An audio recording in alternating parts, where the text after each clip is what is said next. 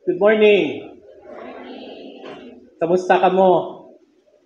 Okay, get? No.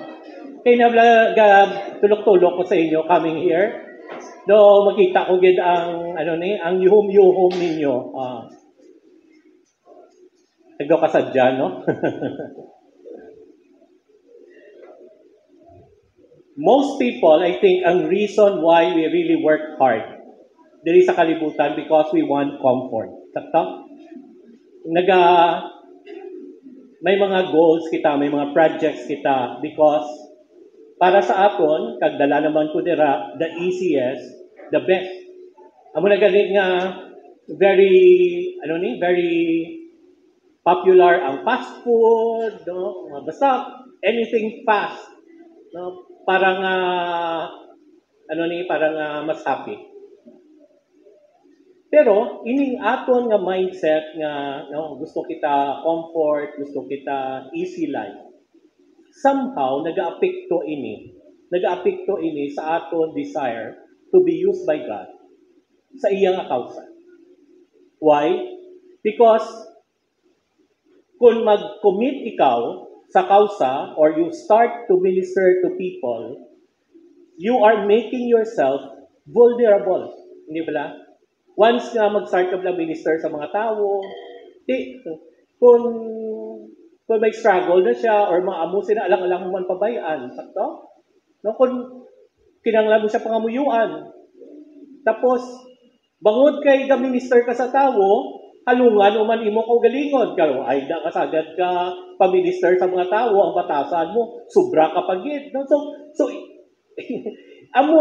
for me, ini nga a lot of believers would rather isolate themselves because that's the easiest. That's the coolest.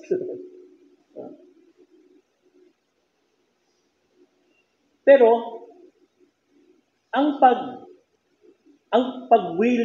willingness naton to be vulnerable, ang willingness naton to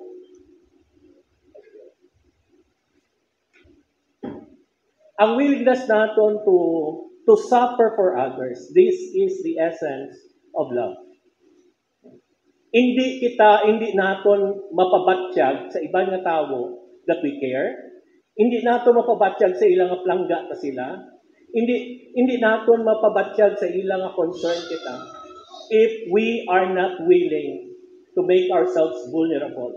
Hindi kita kung ginahandom naton permi nga everyday sa atong kabuhi pa-easy lang the way we wanted it to be. And this is why maisa diri ka church sa Book of Revelation nga wala sang isaway sang Ginoo sa iya. But the Lord wanted them, this church, to continue to be effective by continually serving the Lord despite of the tribulations, despite of the suffering that are going on inside them and even around them. So let us read together Revelation chapter 2, verses 8 to 11. Let's read this. Ready? Begin. And to the angel of the church in Smyrna write, the words of the first and the last who died and came to life. I know your tribulation and your poverty, but you are rich, and the slander of those who say that they are Jews and are not, but are a synagogue of Satan. Do not fear what you are about to suffer, because the devil is about to throw some of you into prison, that you may be tested for 10 days. You will have tribulation. Be faithful unto death, and I will give you the crown of life.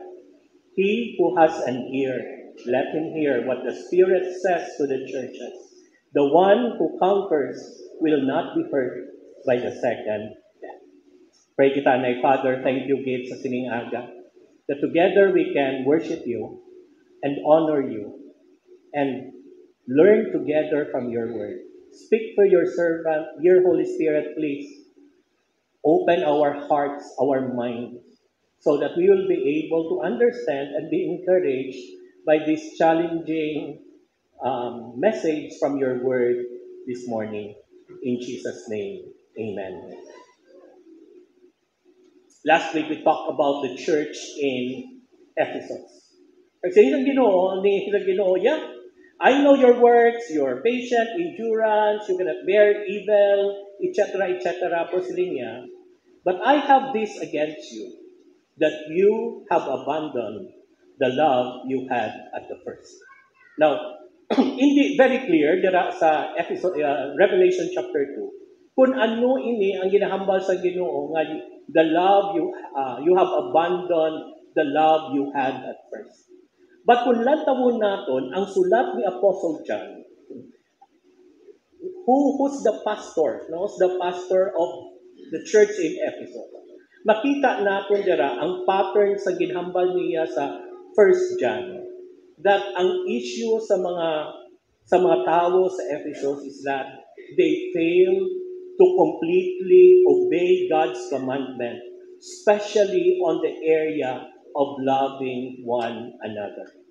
Ambot silingon sila diri, kaya kung lang tawon natin sa Bible, ang tanan-tanan nga sugo sa Ginoo can only be summarized into 4. No? Ano gani? Last time, you love God above all. You love others as yourselves. You love the brothers in the church just like Christ has loved us.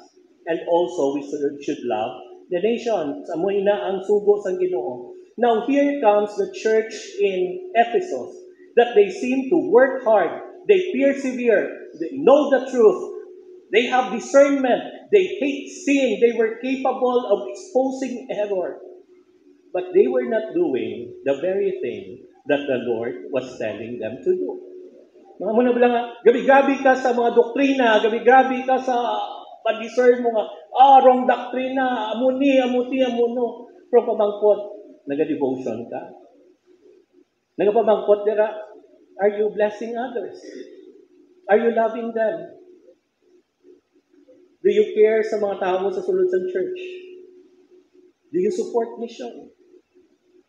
Daw pariyo sa to, sa ginhambal nato last time, nagitagaan ka ni nanay mo, 7,000, pambayad kuryente. Ang ginubra mo niya, bakal mo bouquet, bakal mo mga pagkaon nga namit kasi mo i-celebrate ko sa Mother's Day. Di pag-abot man ni nanay mo, ay pobre nga nanay, no, sadyakan man siya.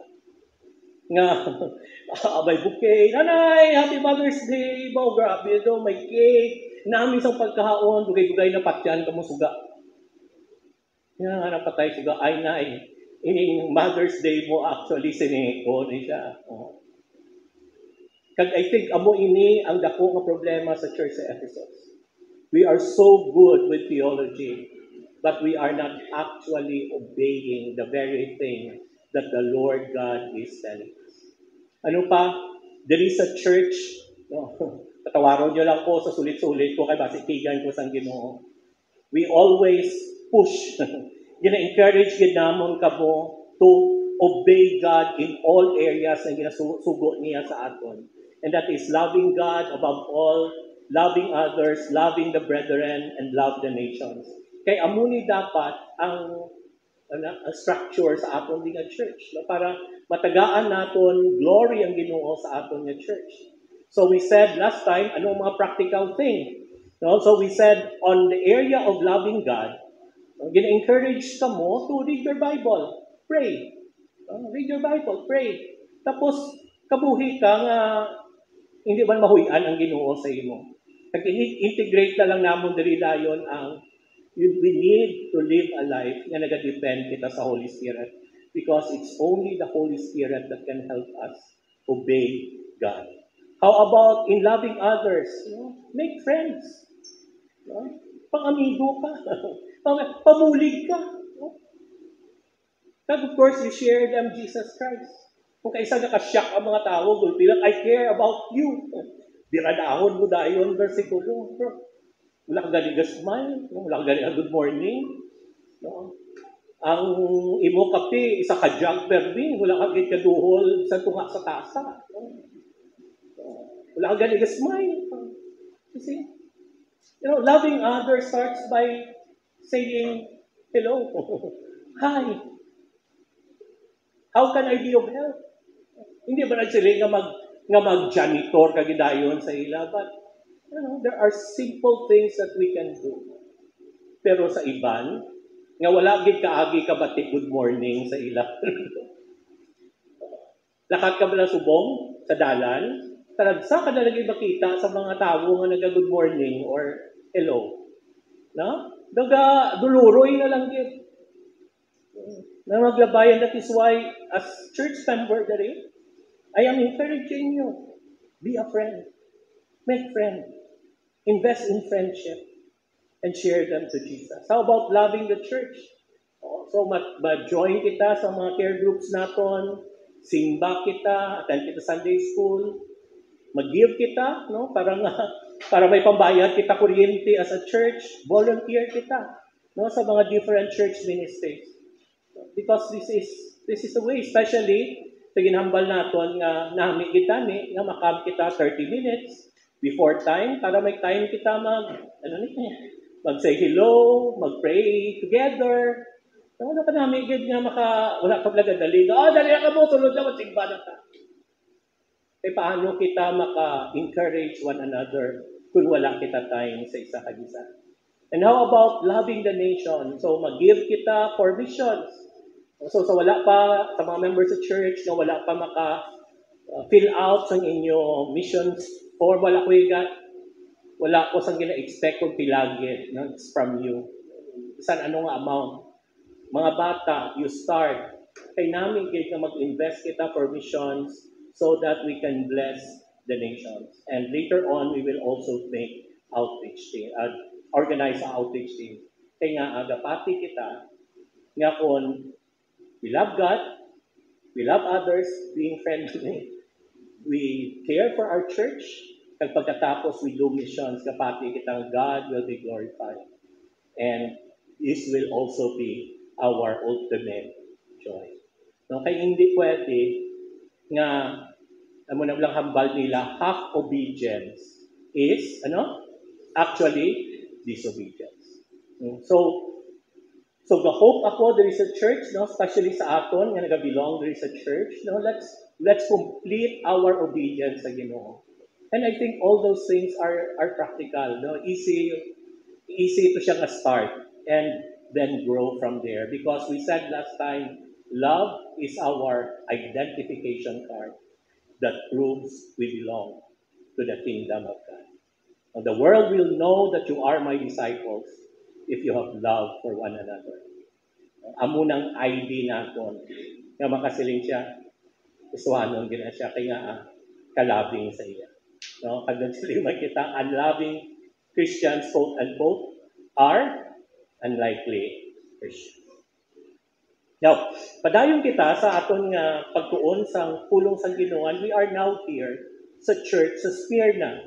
Sorry, wala ko matipulunan, pero kung nakita niyo ang Ephesus, daw dali lang gina siya nga biyahe, siguro mga less than an hour na biyahe ang Smyrna sa Ephesus. Ang Smyrna is a coastal city.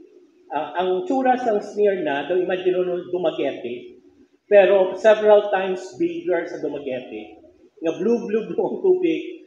Ang mga buildings, may mga daan, of course, that's an old city. No? Pero kanami, ginahambal dira nga, this is referred to as the loveliest city of Asia.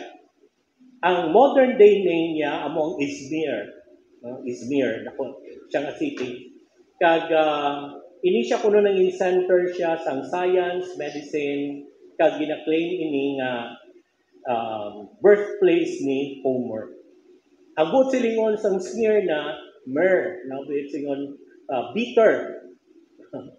Di do ka appropriate gid sa gina-go through sa mga Christians sa sina nga place. Pero kung ang interesting sini sa pag-discuss ni Jesus Christ, paghambal niya ini sa kay Apostle John, na ginasulat ni John ini. Una, before comforting or challenging or saying something to this suffering church, gin-remind niya anay kung sino si Jesus Christ. No, ang attributes of Christ. Sila niya, Una sa tanan, si Jesus Christ eternal. Sila niya, and to the angel of the church of Smyrna write the words of the first and the last.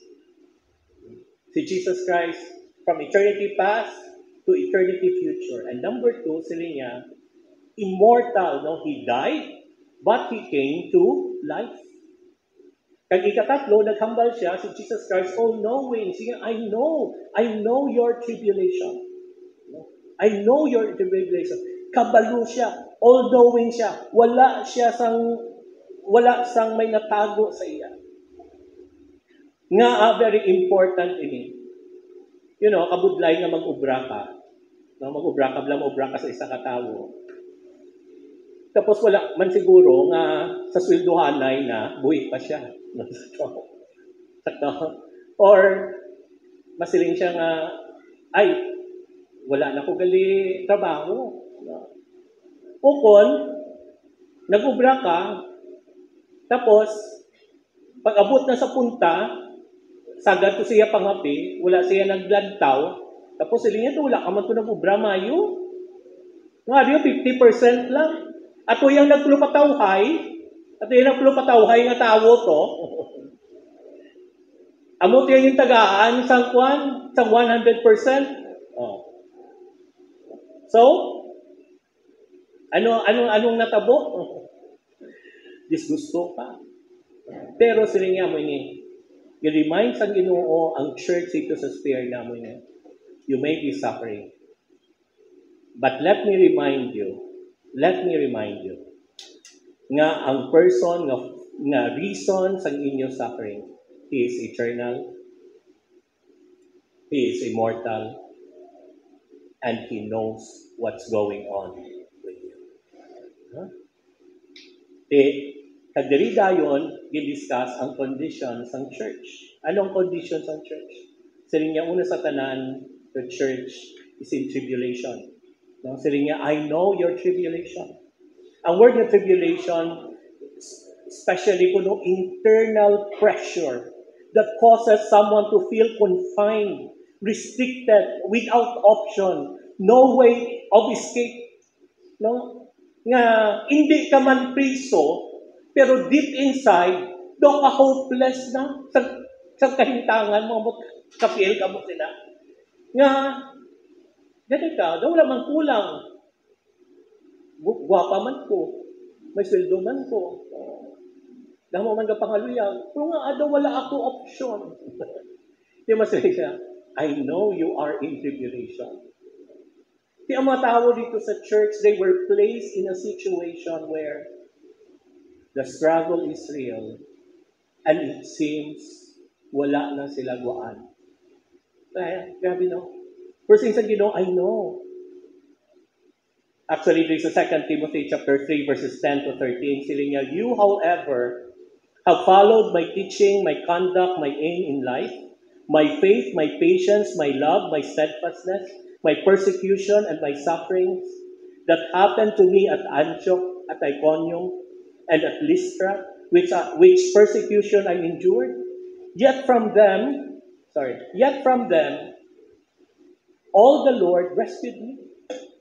Siling ni Paul sa kay Timothy, nakita mo how I suffered. So hindi balagin rescue, ito sang Ginoo sa tanan. Siya, indeed, all who desire to live a godly life in Christ Jesus, ano gani? Will be persecuted. Sabi no? That's a reality in life. When you decide to live a godly life, there will always be people who will criticize you.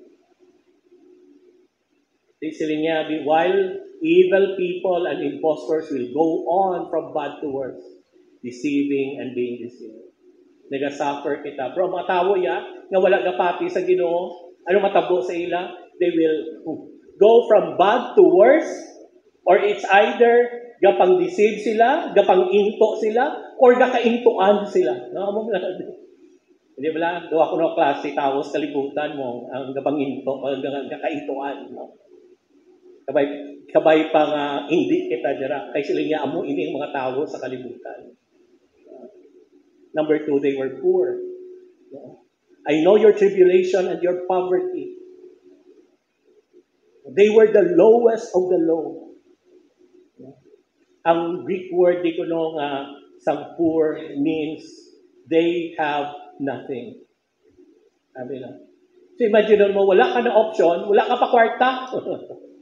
Pero sa isang Ginoo, no, but you are rich. Sila niya, anak, pigado ka subong, prohulat lang kung sa langit ka na. Kadugay pa sa to. Sige lang.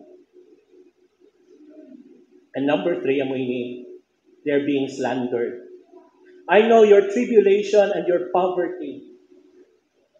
But you are rich, and the slander of those who say that they are Jews and are not, but are a synagogue of Satan. Ang word na slander, amuni ang term na blasphemous. Gina-make right ang wrong, and making or spreading scandalous claims about someone with the intention of damaging their reputation. Grabe, no? Sila nga, hindi lang sa sulod ginaan mo, feeling hopeless ka na, dasol wala ka pa kwarta, tapos ang mga tao sa palibot mo, ang maayo mo, ginahimo ka sala. Kagusto ka pa nila gubon. Ikaw na total package, Inside. Sabi inside. Bulsa. External. Complete package. This is a Ginoo, I know. I know you have struggled emotionally. You have struggled financially. You have struggles socially, especially sa sining mga Jews. That they say they are Jews, but they are not, but are a synagogue of Satan. Kung may isa pagit ka delikado, inang gapakuno-kuno. May tayo mong siling na nga evil completely. Inam lang, mapakuno-kuno ako no abi godly. Do ka religious, do ka amusini, magpangamuyo alisaga sa hapon. Makita mo gidyang image, gidyang ka Diyos doon. Pero, wow, dumasyak ka. Kadasig mag-transform. Do brown out pala, do kasanag, do school pinag. Sila amoy ini yung mga tao, daw ang mga Jews during that time. May special privilege sila, nga ang mga ang Rome, wala sila ginapilit na magsimba sa mga emperors. Nagkabalo sila yung maaway ginang Hudiyo. Ang mga Christian during that time, ang pananaw sang Rome sa ila, nga ini mga Jews man ni sila, so wala man sila ginapilit. Sa rediscover siguro sa mga Jews ni, nagdistansya gid sila sa mga Christian. Para mabalaan sang Rome, nga hindi kami niya parehos. Para mapuwersa ang mga Christians, nga magsimba sa mga sa emperor kag magpay sang tax sa mga cults.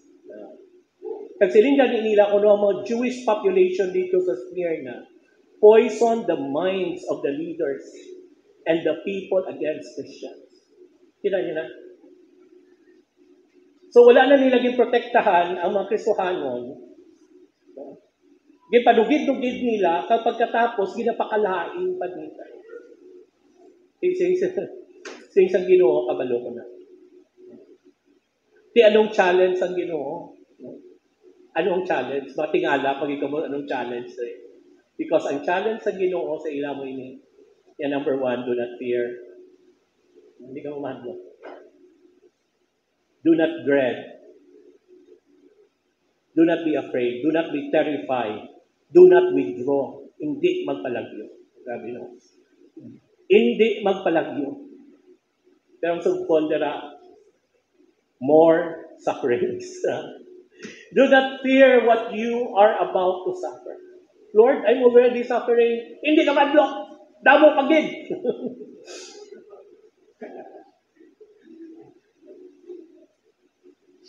Sila niya, I know the devil is active. Behold, the devil is about to throw you into prison. Kabalo ko Kabalo ako nga ang demonyo ang iyahandong gugon. Kabalo ko. Pero sila niya mo ini, but you have to understand nga ang intention sini, you will be tested.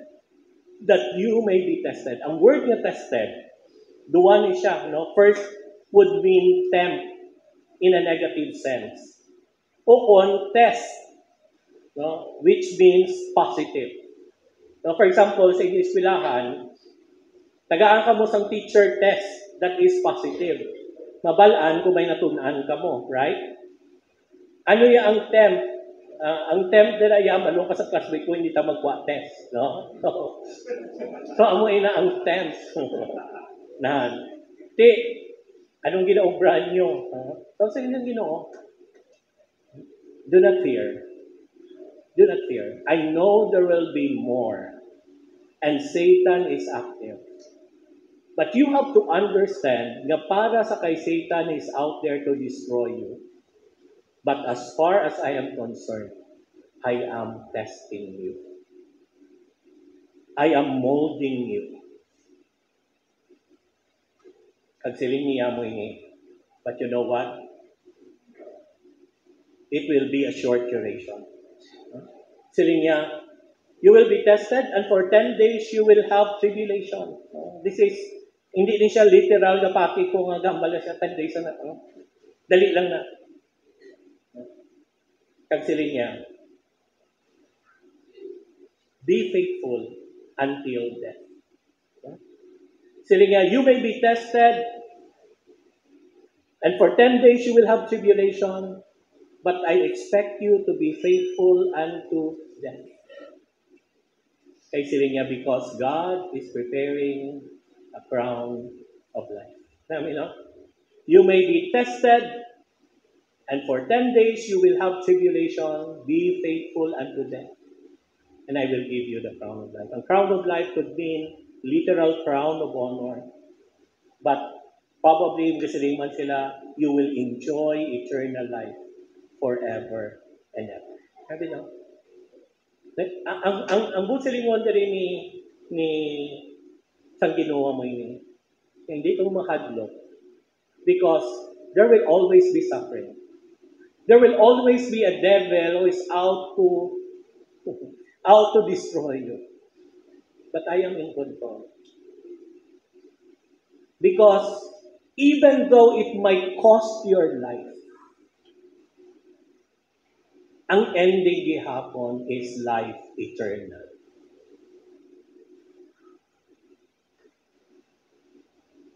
Teka namin dahil ginhambal dira, ang Holy Spirit dayon nagtubong. After sa to sa kwan, okay Ginoo. Ang Holy Spirit nagtubong. Reminder from the Spirit, sila niya, he who has an ear, let him hear. Naghambal ang Holy Spirit, kung may dalunggan ka mo pamati, pamati carefully what the Spirit says to all of us. Sige mo ini. The one who conquers. No? Ano sinuwi niya yung the one who conquers? Very clear dara sa 1 John chapter 5 verses 4 to 5. Siling niya, for everyone who has been born of God overcomes the world. And this is the victory that has overcome the world, our faith. And who is that overcomes the world except the one who believes that Jesus is the Son of God? Ambot silingon niya mo ini. Kung nakatuo kaya kay Jesus, pamati. May dalunggan kada, pamati. Yes, tutuon. There will be tribulation inside, sa bulsa, sa palibot. Dumdumon mo may makaming pa na ang mga sufferings. Ang devil will be there, but it will be short. Inatestingan ka lang, just be faithful, even though it might cost your life. Kasi siling sang Holy Spirit amoy ni. Because the one who conquers will not be hurt by the second death. Ang word nga shall not is a double negative, which means emphasizing the impossibility of being hurt by the second. Tingnan mo. Yeah, there may be suffering that it might cost your life, but tandaan nyo ini. Sila isang Holy Spirit, nung sabat sa dayo, nung sabat si Jesus mo. Teka, damahan ka lang, nung sabat si Jesus.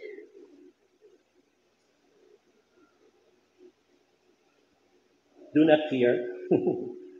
There will be sufferings. The devil is active. But I am just testing you. It will be short. Just be faithful until death. I will give you a crown of life. Pag sumabat ang Holy Spirit. Pero tandaan nyo ini. Tandaan nyo ini.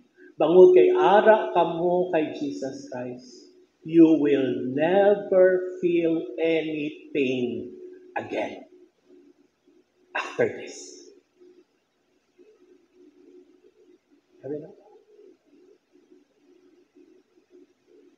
When everything's over, and we are now in the presence of God, amo ginampal sa Holy Spirit. We conquered the world. We conquered death because of what Jesus Christ did. Never ever you will feel any pain again. Hindi ba lang mo nahambal sa song, no more nights, no more pain, no more tears, never crying again. Amo na ang promise sa inyo.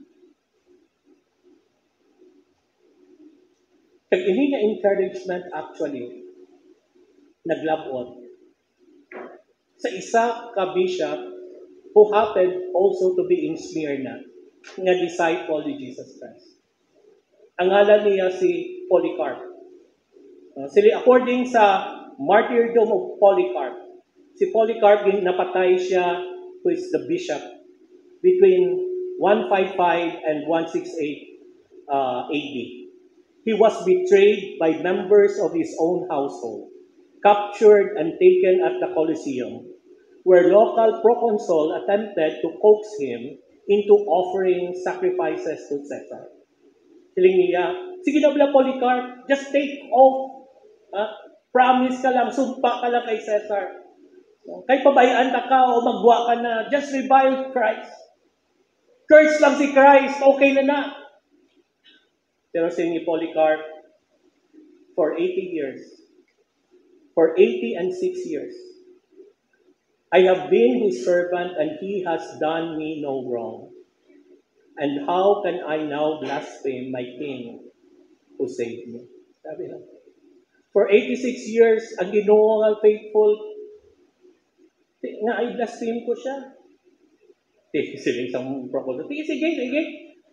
Kung hindi ikaw, mag-insister man gihapon, ipakaon ta ka sa liyon, sunugon ta ka. Yung sa bagsa ni Polycarp, you threaten me with fire, which burns for an hour at most.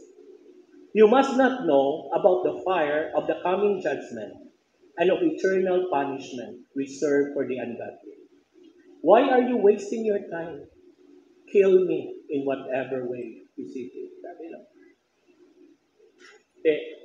Realizing could not persuade Polycarp. He sentenced Polycarp to die by fire.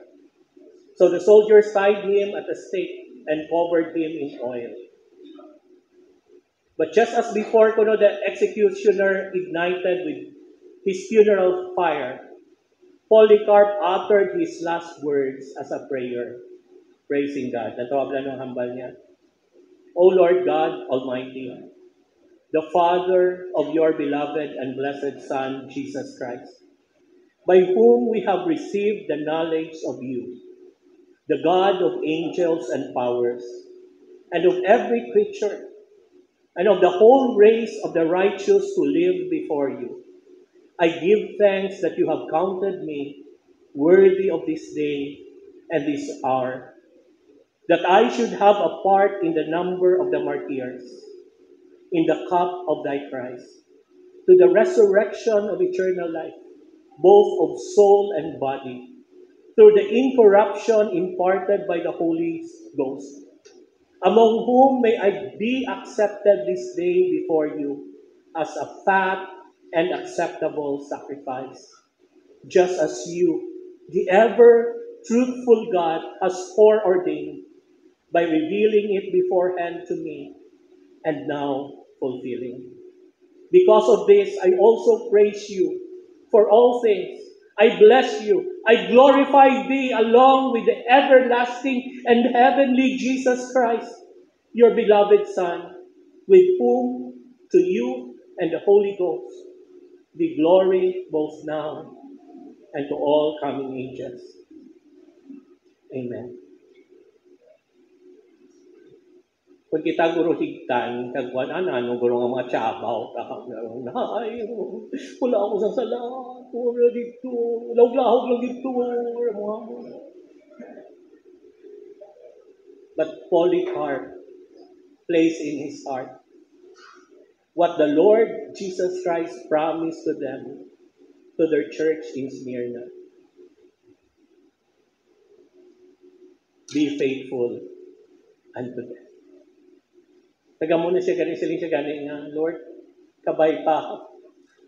As I am being burned here as a burnt offering, kabay pa, fat ako. Kagud ako nga sacrifice. As soon as this word escaped his lips, the executioner lit the fuel beneath his feet. Pero nagsiling ko noon, the flames did not consume him. Instead, they surrounded his body and carefully protected him like the walls of a city. Someone yung nag-comment nga, while he was being burned, he was at peace. However, the guards were determined to kill him. And so one was commanded to stab him with a knife, bringing an end to his long life.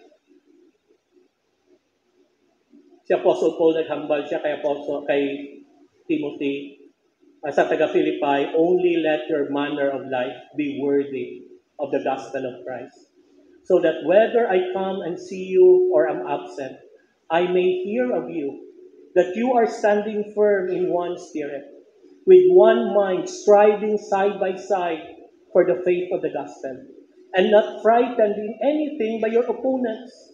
This is a clear sign to them of their destruction, but of your salvation, and that from God. For it has been granted to you that for the sake of Christ, you should not only believe in Him, but also suffer for His sake.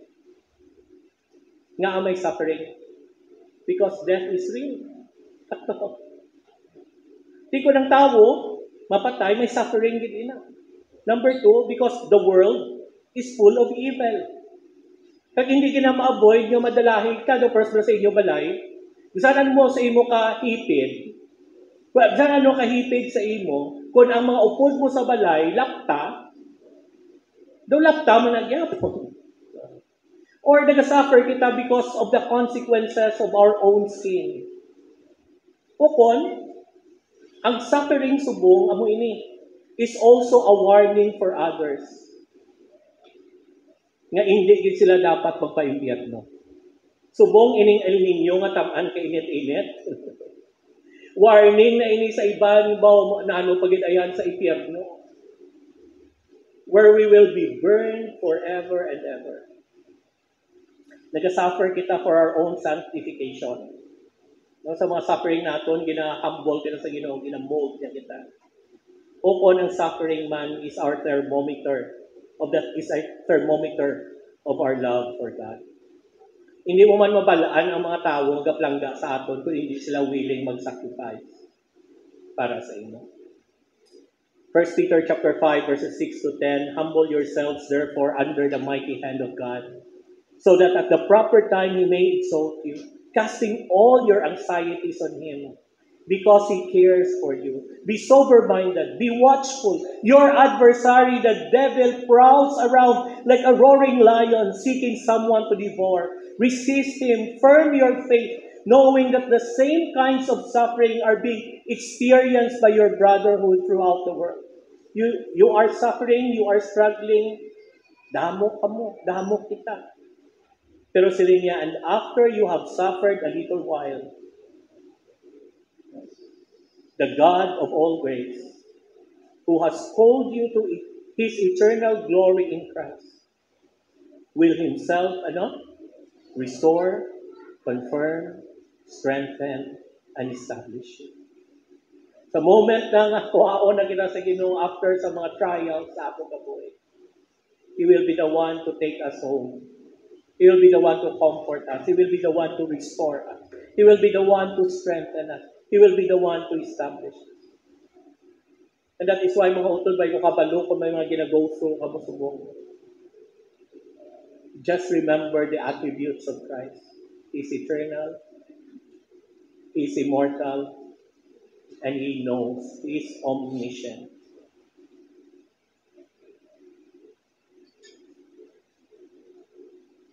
And that is why, just continue. Just go on. Siling sa 1 Corinthians chapter 15:58, no? Be steadfast and movable, always abounding in the work of our Lord, because our labor is not in vain in Him. John chapter 16, verse 33. I have said these things to you, siling ni Jesus, that in me you may have peace. In the world you will have tribulation, but take heart, I have overcome the world. Paano gin-overcome ni Jesus ang world? Ang mga tribulations, sila niya, I consider the sufferings of this present time are not worth comparing with the glory that is to be revealed in us. 1 Corinthians chapter 2, verse 9, but as it is written, what no eye has seen, nor ear heard, nor heart of man imagined, what God has prepared for those who love Him. Paano itagaan kita kang persinga kay ang tanan-tanan ng mga kabudlayan nato are not worth comparing with the glory that He will reveal in us. Wala mo pa makita. Wala mo pa ni mabatian. Hindi mo pa ni ma-imagine. Hindi mo ma-imagine ang ginapreparar sa Ginoo for those who love Him, even in times of suffering. And that is why, mga utod, don't be afraid. Do not fear. Because there's hope. After all the sufferings, He said, the Holy Spirit promised, never ever you will feel the pain again. And that's why tandaan natin ini, tribulations are necessary for sanctification and basis for heavenly recognition. Mga utod, kung mag-suffer ka kay Christ, bayran niya ka something. Kung hindi ka mag-suffer, masuffer ka man gihapon. Sakto? Hindi ba lang?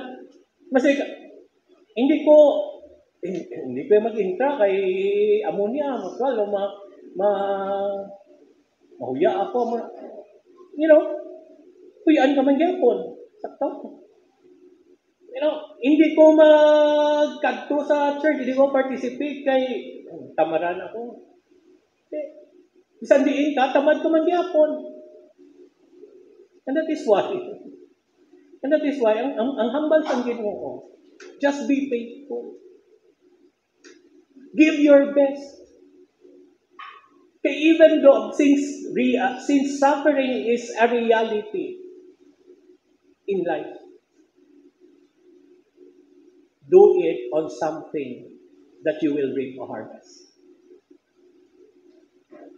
Or else, you'll be wasting your suffering and you'll continue to suffer. Siguro ang pinakasugod, kung wala ka pa yung katuho kay Jesus as your Savior, do it now. Kasi ka Lord tutod, no?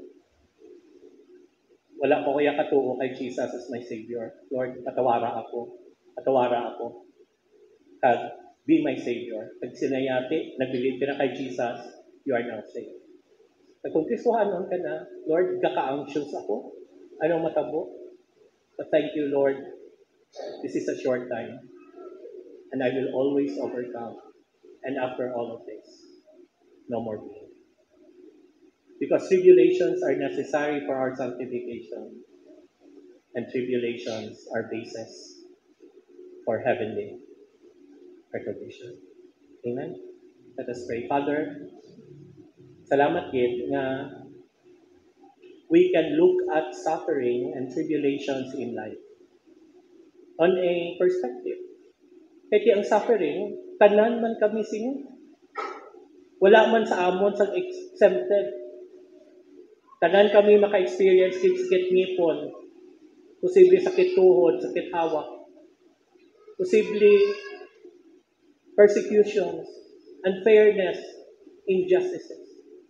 Pero kabay pag Ginoo, as we face this, kabay pang we do this for your glory. We treat this with courage. We treat this as a form of testing and looking forward for the reward, the crown of life, and your promise that there will be no more pain after all of this. This may not be easy to embrace, but give us the faith. Because this is the truth. And this is the only way that we can fight all the struggles that we have in life. So Holy Spirit, cover us with your favor, especially those who may be suffering right now. In Jesus' name, amen.